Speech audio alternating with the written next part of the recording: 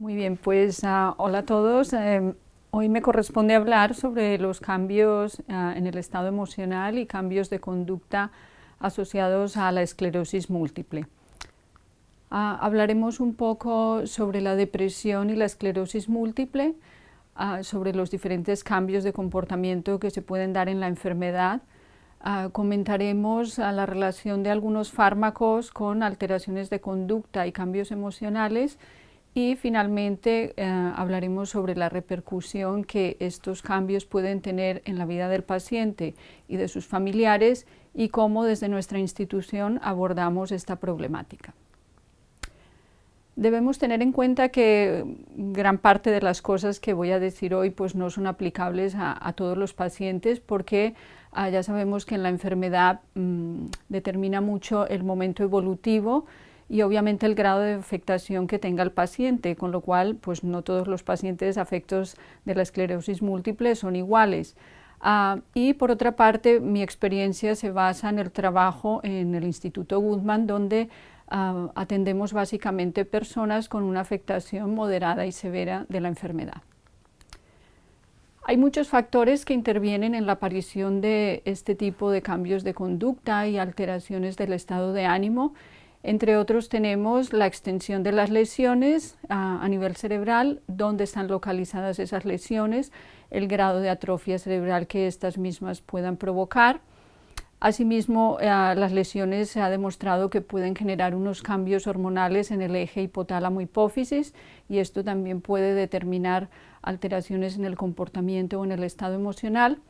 Partimos obviamente también de la personalidad de cada individuo, todos somos diferentes y cómo podemos reaccionar delante del estrés que supone la enfermedad. Los factores psicosociales también juegan un papel importante, entre otros pues, digamos el grado de conexión que tiene el individuo de soporte de red social, el soporte familiar y luego aspectos genéticos que siempre también pueden marcar diferencias entre un individuo y otro.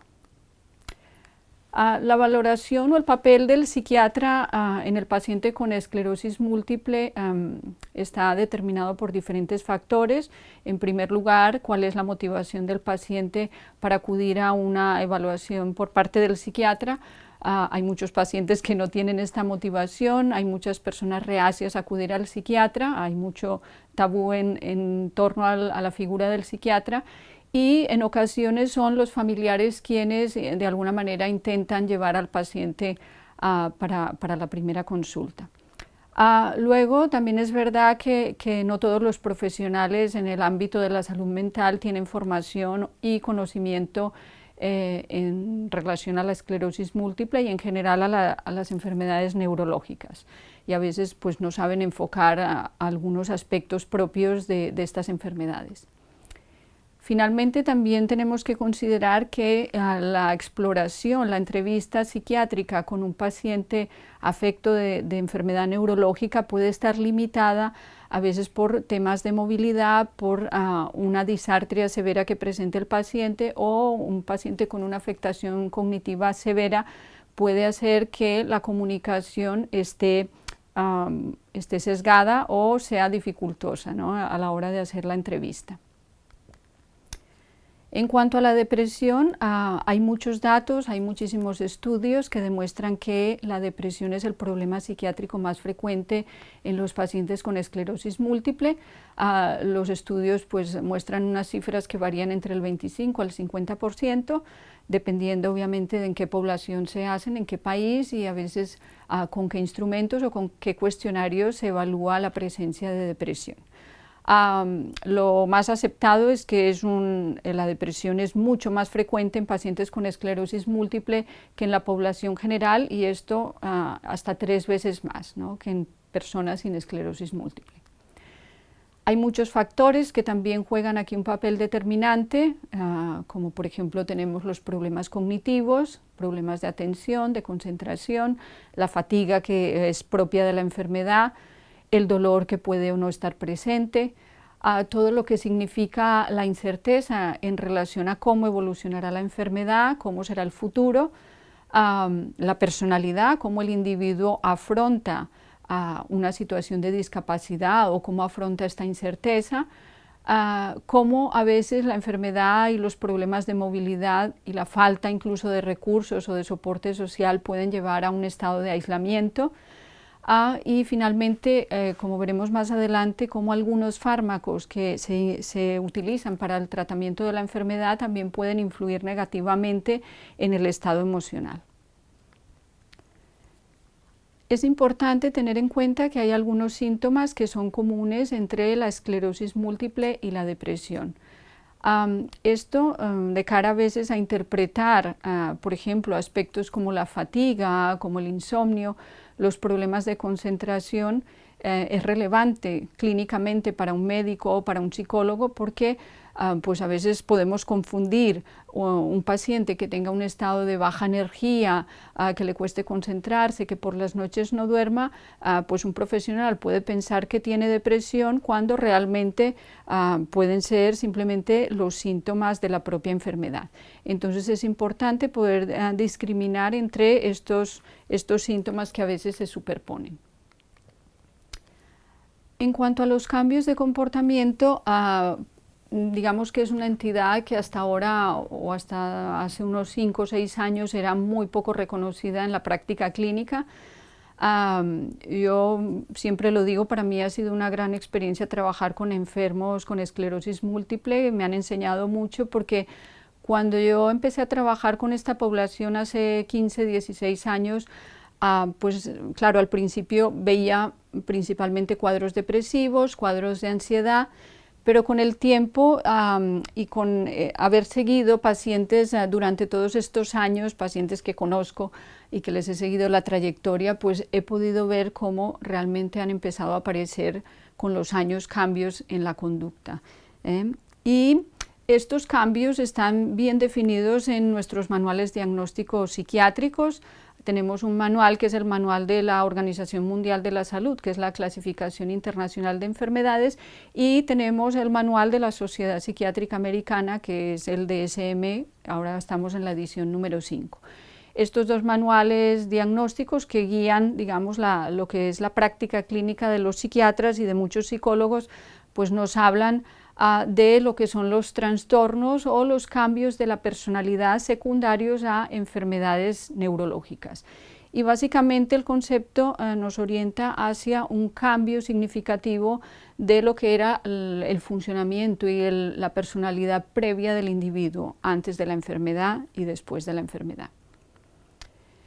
Los elementos básicos para diagnosticar un cambio de comportamiento o un trastorno de personalidad secundario a la esclerosis múltiple en este caso,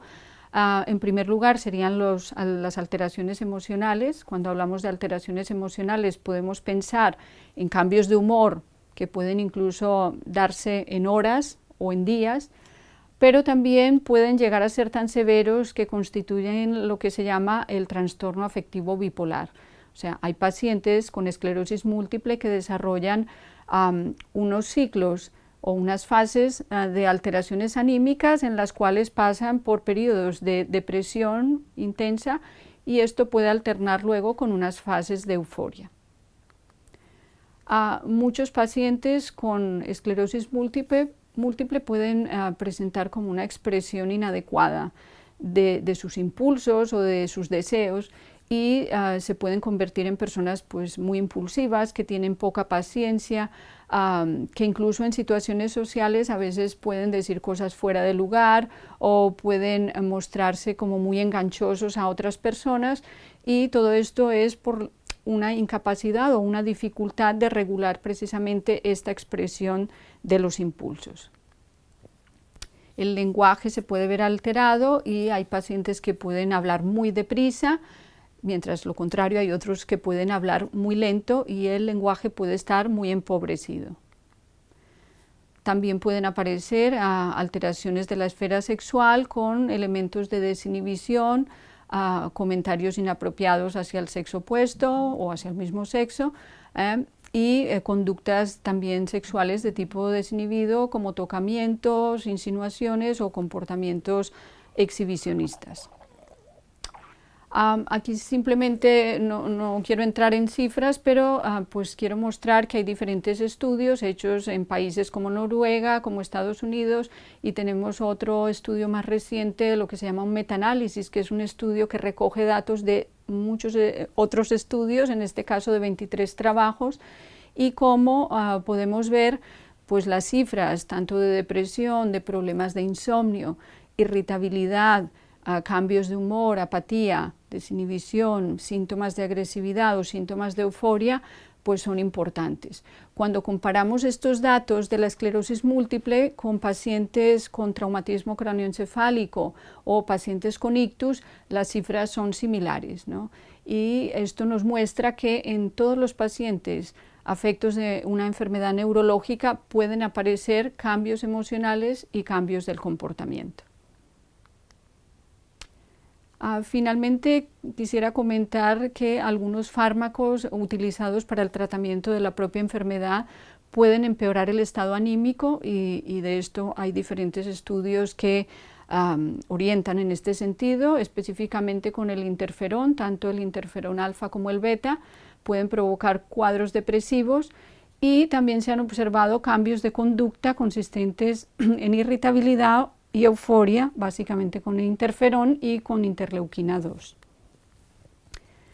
Un poco la recomendación es que en pacientes con historia psiquiátrica importante o con cuadros depresivos severos, estos fármacos deben utilizarse con cuidado. ¿Qué repercusiones pueden tener todos estos cambios de comportamiento, todos los cuadros depresivos que hemos comentado? Todos estos problemas pueden generar primero un sufrimiento individual del paciente que está afecto de la enfermedad, pero también pueden generar un sufrimiento en su entorno, en los familiares, en los cuidadores directos. En segundo lugar, puede haber un empeoramiento funcional en la medida en que el paciente pues digamos pierde rendimiento, pierde capacidades para concentrarse, pierde motivación para hacer sus tareas de la vida diaria o para asistir a una terapia. Estos pacientes también está demostrado que tienen un peor rendimiento cognitivo, sobre todo los pacientes con depresión y esclerosis múltiple. Y todo esto va a generar una sobrecarga mayor en los cuidadores y en los familiares. En definitiva, y sobre todo en pacientes más crónicos, la situación familiar, la situación social puede verse afectada y el paciente puede perder vínculos y caer en un estado de aislamiento. ¿Cómo podemos intervenir? Desde nuestra institución trabajamos en equipos multidisciplinares con psicología, neuropsicología, el médico rehabilitador, psiquiatría y muchos otros profesionales, todos encaminados en primer lugar a reconocer los síntomas y en segundo lugar a intentar hacer intervenciones orientadas a disminuir la carga emocional que estos síntomas provocan en el paciente y en su familia. Las intervenciones pueden ser terapias individuales, terapias de grupo, tratamientos de estimulación cognitiva y fármacos que también nos ayuden a tratar esta sintomatología, a corregir la impulsividad, a corregir la irritabilidad, a mejorar el estado de ánimo. En definitiva, buscamos que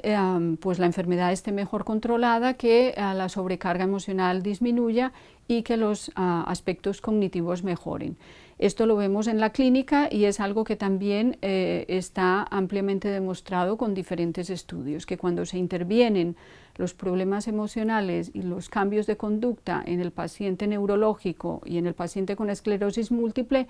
hay una mejora de la funcionalidad, hay una mejora de la calidad de vida y también mejoran aspectos cognitivos. Finalmente, bueno, primero agradecer a la Fundación por la invitación para participar en estas charlas y recordaros que este año el Instituto Guttmann cumple 50 años de existencia. Gracias.